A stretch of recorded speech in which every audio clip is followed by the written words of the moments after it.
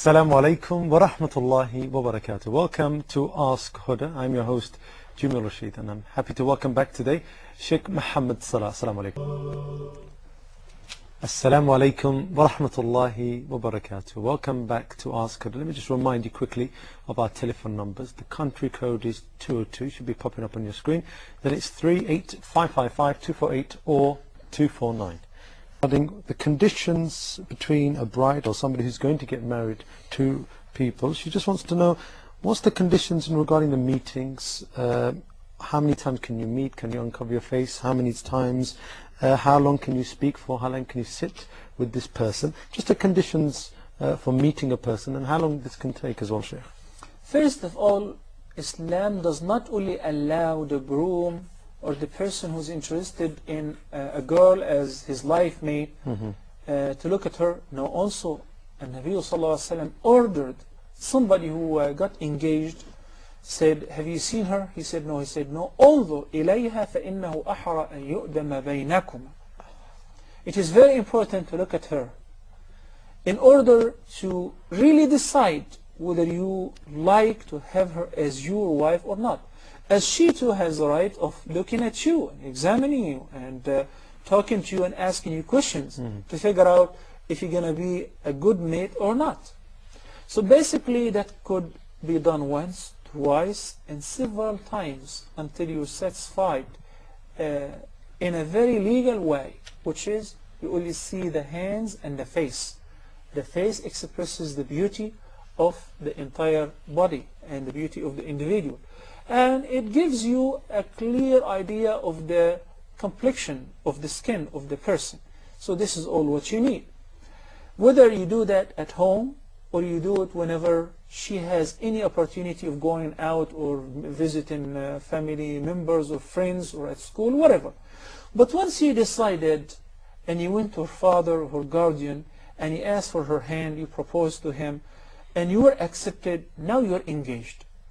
Many people misunderstand the nature of this relationship. Engagement is nothing more than a promise.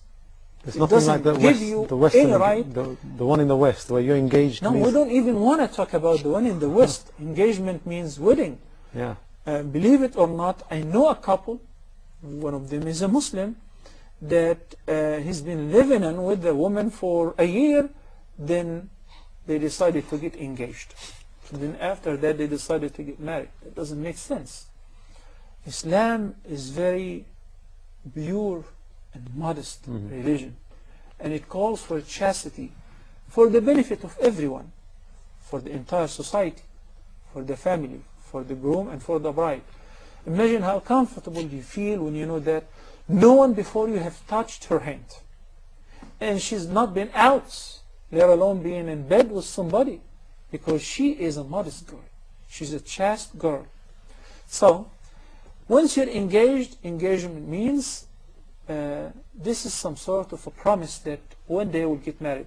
I always advise the viewers and those who ask me, and family members, friends and students, that the engagement period has no really limit or a set time, but it shouldn't be long. It should be very fast and quick.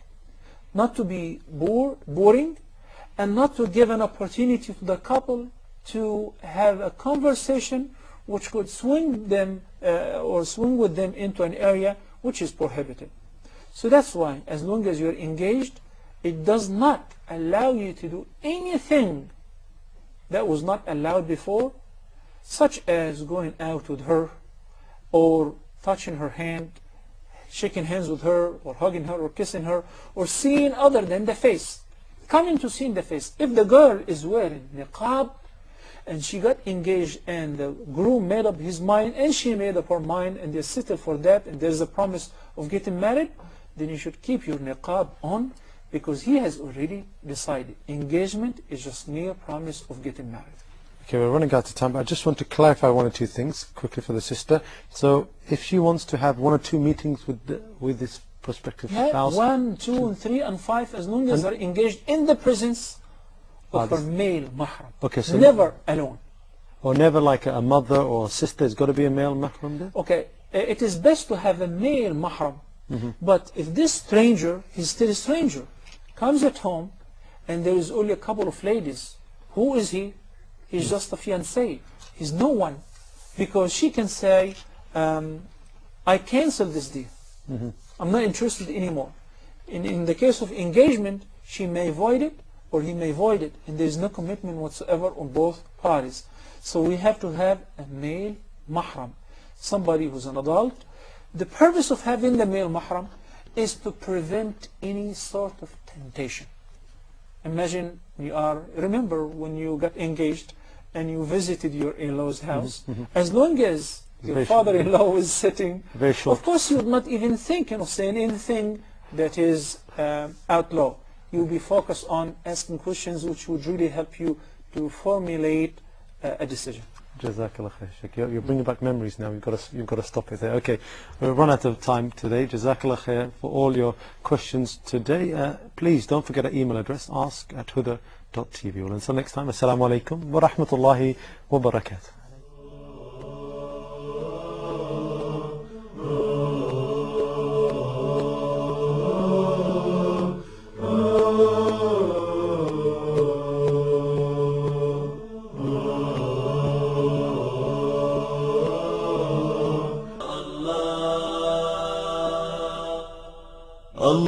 اللهم قوّني على إقامة أمرك يا مولاي وأذقني حلاوة ذكرك واحفظني بحفظك يا الله.